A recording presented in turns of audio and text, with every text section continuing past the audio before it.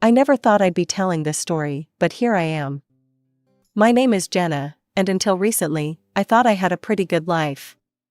I worked as an accountant at a mid-sized firm, lived in a comfortable apartment in the suburbs, and had what I believed was a solid marriage to Mark, my husband of 10 years. Most importantly, we had our beautiful daughter, Sarah, who was the light of our lives. Mark and I met in college. He was the charming business major who always knew exactly what to say, and I was the quiet girl who preferred numbers to people. Somehow, we clicked. After graduation, we both landed decent jobs, got married, and started building our life together. When Sarah came along 2 years later, everything felt perfect. I can still remember the day everything changed. It was a regular Tuesday evening in March. Sarah, 8 at the time, was already in bed, and Mark and I were sitting at our kitchen table. He had that look on his face, the one that said he had something heavy on his mind. "Jenna, we need to talk," he said, fidgeting with his coffee mug. I knew right then that whatever was coming wasn't good. "What's wrong?" I asked, though part of me already knew. There had been signs, late nights at work, mysterious phone calls, the emotional distance that had been growing between us. He took a deep breath. "I've met someone else."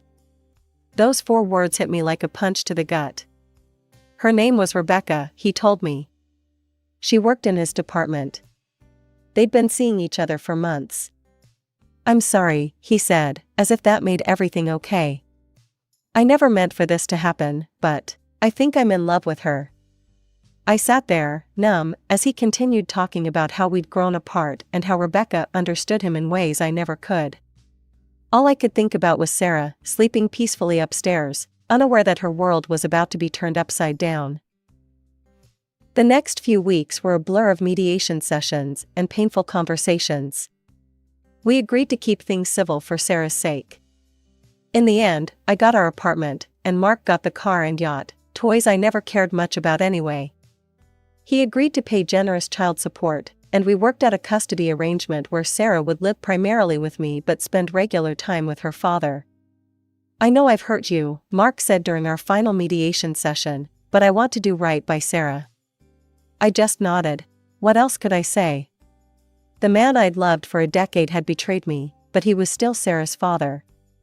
For her sake, I had to find a way to co-parent with him, to push aside my own hurt and anger. A year passed like a blur of workdays, homework help, and adjusting to our new routine. Sarah had just turned 9, and I was finally starting to feel like I had my feet under me again. Then came the wedding invitation, not for me, of course, but for Sarah. Mark was marrying Rebecca. They'd bought a house together, or rather, they were moving into her house, a sprawling 2-story in the nice part of town with a manicured lawn and a 3-car garage. The kind of place that screamed successful couple. The morning of the wedding, I helped Sarah get ready. She wore a pale blue dress we'd picked out together, and I braided her hair the way she liked it. "Are you sure you're okay with me going, Mom?" she asked, watching me in the mirror as I pinned back a stray strand. "Of course I am, sweetheart," I replied, meeting her eyes in the reflection. "She's going to be your stepmother. It's important that you two have a good relationship. But aren't you sad?" I turned her around to face me. "Listen to me, Sarah. What happened between your dad and me is grown-up stuff. It has nothing to do with you. I want you to have a good relationship with both your dad and Rebecca. No taking sides, okay?" She hugged me tight. "You're the best mom ever." Mark picked her up in his new SUV, and I spent the day cleaning the apartment and definitely not thinking about the wedding.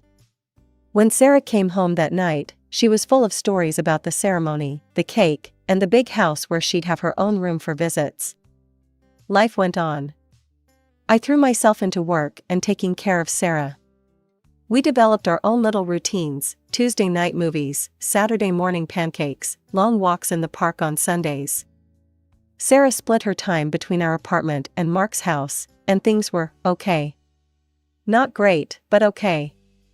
Then one day, Sarah came bouncing through the door after a weekend at her dad's, practically bursting with news.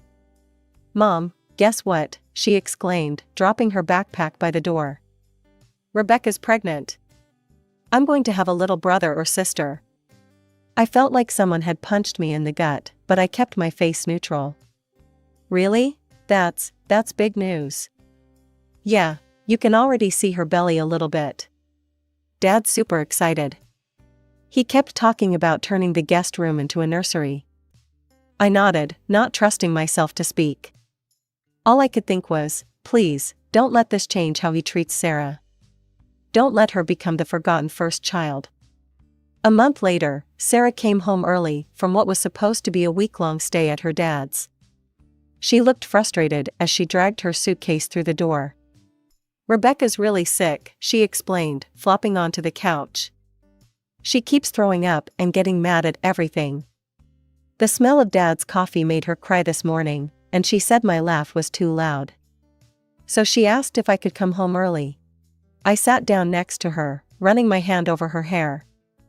That happens sometimes when women are pregnant. Their hormones make them extra sensitive to everything. I understood pregnancy symptoms all too well, remembering my own months of morning sickness when I was carrying Sarah. So I couldn't really blame Rebecca for being overwhelmed.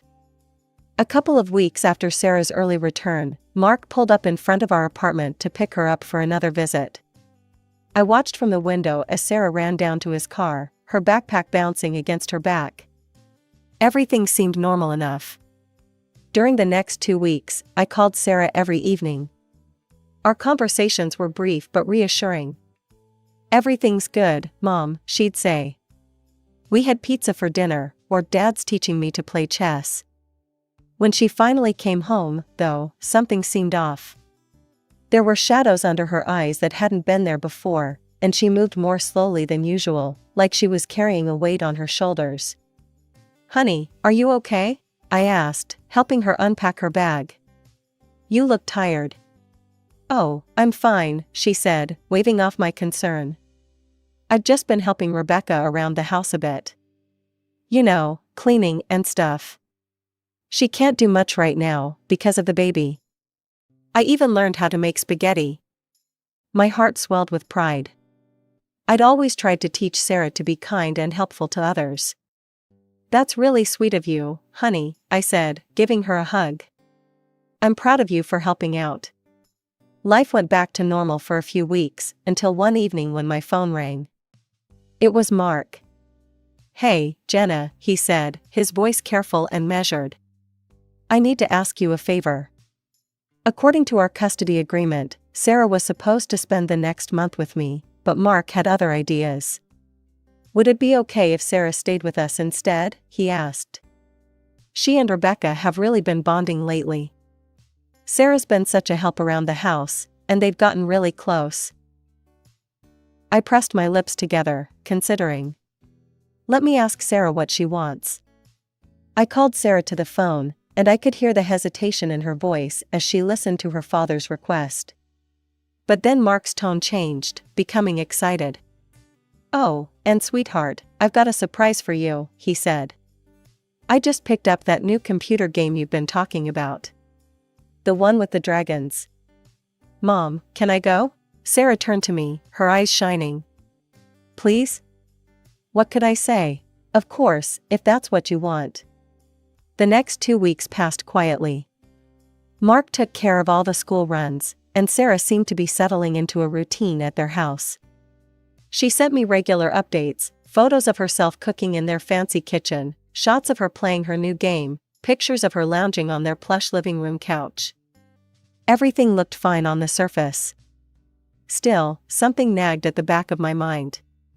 Something about those photos felt staged. But I pushed the thought away. I was probably just being paranoid, letting my own feelings about Mark and Rebecca cloud my judgment. Sarah seemed happy enough in the pictures, and that's what mattered, right? When Sarah finally came home after that week, I barely recognized my own daughter. Her face was drawn and pale, with dark circles under her eyes that no 12-year-old should have. Her shoulders slumped as if she'd been carrying bricks. "Sarah, honey, what's wrong?" I asked, reaching for her. She just waved me off weakly. "I'm really tired, Mom. Can I go to bed?" "Don't you want dinner first?" but she was already dragging herself to her room. She didn't even change into her pajamas, just collapsed onto her bed and was out like a light. Something was very wrong. I waited until she was sound asleep before calling Mark. "What's going on over there?" I demanded.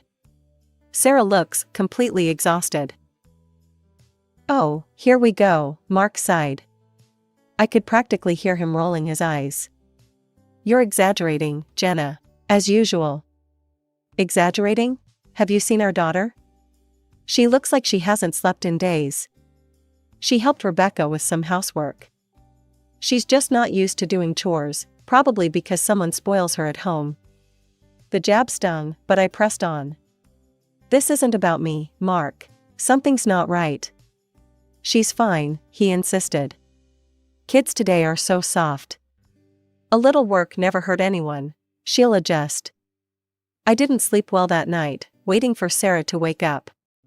When she finally emerged from her room the next afternoon, I sat her down at the kitchen table and made her favorite breakfast for lunch, chocolate chip pancakes.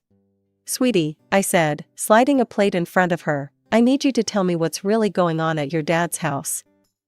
Sarah pushed the pancakes around with her fork, not meeting my eyes. "It's nothing."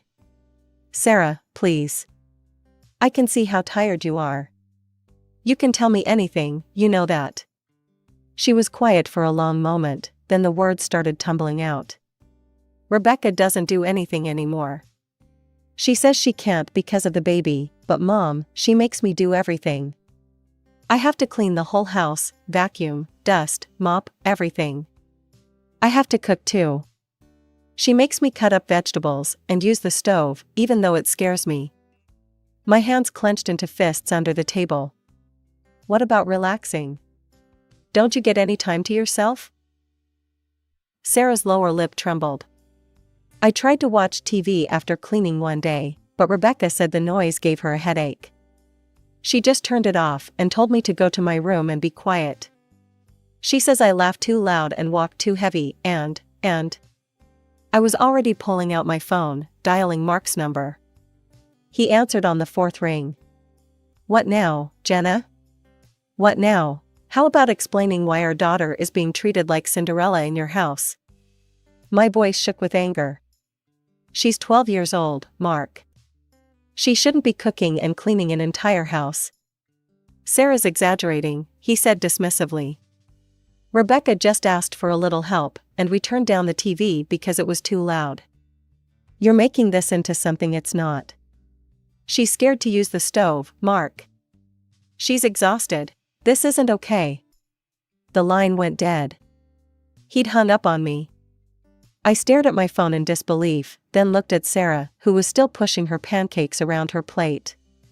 My daughter, my beautiful, kind-hearted daughter, who was being taken advantage of by the very people who should have been protecting her. After a few days, the situation became even more complicated. I was in the middle of reviewing quarterly reports at work when my phone rang. Seeing it was Sarah's school, my heart immediately jumped into my throat. "Mrs. Mitchell?" It was Mrs. Henderson, Sarah's homeroom teacher. "I needed to talk to you about Sarah's performance lately." I gripped my pen tighter. "Is everything okay?" "Well, that's just it. Sarah's grades have dropped significantly in the past month. She's falling asleep in class, her homework is often incomplete, and she seems exhausted. I know she's always been a good student, which is why this change is concerning. Is everything all right at home?" My pen snapped in half. "Thank you for letting me know, Mrs. Henderson. I'm aware of the situation and working on it." The moment I hung up, I tried calling Mark. Straight to voicemail. I sent him a text, "We need to talk about Sarah. Her grades are dropping. Call me ASAP." The little read notification appeared under my message almost immediately, but no response came. Not that day, not the next, not for 2 weeks. When Mark finally showed up at our door for his scheduled time with Sarah, I was ready. "She's not going," I said, blocking the doorway. His face darkened. "Excuse me? You heard me. Her grades are tanking, she's exhausted all the time, and her teacher is worried. This isn't healthy, Mark. You can't do this, he growled. We have a custody agreement. If you violate it, I'll take you to court. Go ahead. I'd love to explain to a judge how you're letting your pregnant wife use our daughter as free household labor. Mark pushed past me into the apartment, his face red with anger. Then his expression suddenly shifted, softening as he spotted Sarah hovering in the hallway. Princess, he said, his voice gentle now. Get your things. Don't worry about what your mom's saying, I promise you won't have to do any more housework. I just miss you, sweetheart. I want to spend time with my girl. I watched Sarah's face, saw her wavering. She looked at me, uncertain. Just a minute, I said, pulling her aside while Mark waited by the door. I knelt down and whispered in her ear, take your phone with you. Turn on the voice recorder app. Record everything that happens there, what Rebecca says to you, what your dad says. It'll be our secret, okay? Sarah's eyes widened slightly, then she gave me a tiny nod. I squeezed her hand and winked. Remember, I whispered. Don't let them know you're recording. This is just between us. She hurried to pack a bag while I stood watching Mark, who was checking his phone and pretending not to be angry. 5 minutes later, Sarah was ready. I hugged her tight before she left, feeling like I was sending my child into battle with nothing but a cell phone for armor. But sometimes the best weapons aren't the ones you can see. That week was torture. Every time my phone buzzed, I'd lunge for it, only to find another short text from Sarah. I'm okay. Everything's fine. Don't worry. But mothers know when something's wrong, and everything in me screamed that things were far from fine. The doorbell rang on a rainy Tuesday afternoon. I wasn't expecting anyone, but when I opened the door, there stood Sarah, soaking wet, shivering, and alone. Oh my God, I gasped, pulling her inside. Sarah, what happened? How did you get here? I ran away, she whispered, her voice breaking. Took the bus. I looked at her hands as I helped her out of her wet jacket. They were red and raw, with calluses forming on her palms. She could barely keep her eyes open, and when she tried to take off her shoes, she winced in pain. First things first, I said, trying to keep my voice steady. Let's get you warm and fed. I made her favorite comfort food, grilled cheese and tomato soup, and watched as she practically inhaled it. Only when she'd finished eating did I dare to ask, what happened, sweetheart? Without a word, she reached into her pocket and pulled out her phone. Her hands were shaking as she handed it to me. The recordings, she said quietly. Listen. I opened her voice recorder app, and what I heard made my blood run cold. You stupid, clumsy girl, Rebecca's voice crackled through the speaker. Can't you do anything right? Look at these floors, I can still see spots everywhere. I'm trying my best, Sarah's small voice replied. Your best isn't good enough. Do it again.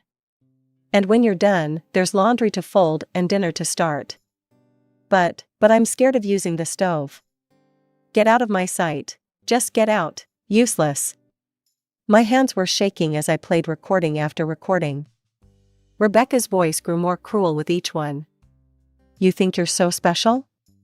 Wait until my baby comes, then you'll really learn what work is. Free babysitter, that's what you'll be. Then came the conversation that broke my heart, Sarah pleading with her father. Dad, please. Rebecca's making me do everything. I'm so tired. Stop lying, Mark's voice was cold, unrecognizable. You're just lazy. Do you know how much money I pay your mother? The least you can do is help around the house. But Dad. Listen to me carefully, his voice dropped to a threatening whisper. If you tell your mother about any of this, I'll take her to court. I'll get full custody, and you'll never see her again.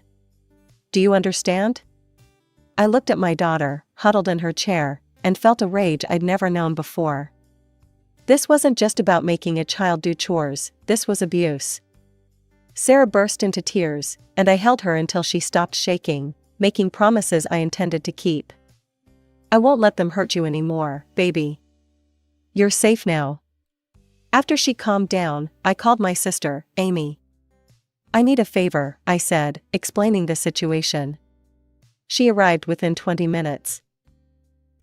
The drive to Mark's house was a blur of rage and adrenaline. I jabbed the doorbell repeatedly until he yanked the door open. "What the hell are you?" I pushed past him into the foyer. "Where is she?" he demanded. "Sarah ran away, and I know you put her up to it." "This is your fault, Jenna. You've spoiled her rotten, letting her do whatever she wants." Rebecca waddled up behind him, one hand protectively over her swollen belly. She nodded along with Mark's words, playing the perfect supportive wife. "You're the one who's turned her into a spoiled brat," Mark continued. "She thinks she's too good to help around the house." "Bullied her," I cut in, my voice ice cold. "You both bullied my 12-year-old daughter." They exchanged a look before breaking into dismissive laughter. "Oh, please," Rebecca rolled her eyes. "Sarah has quite an imagination. She's always making up stories." I pulled out my phone. "Really? Making up stories like this?" I pressed play. Rebecca's voice filled the room. "You stupid, clumsy girl. Can't you do anything right?" Their faces went slack with shock.